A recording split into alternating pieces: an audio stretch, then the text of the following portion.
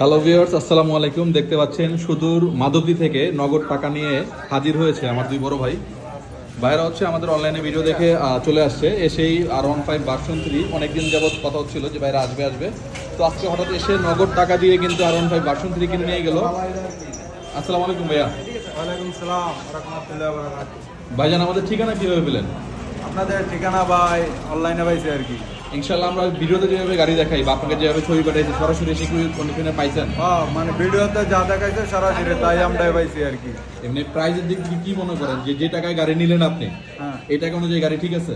হ্যাঁ, আল্লাহর রহমতে ইনশাআল্লাহ ঠিক আছে।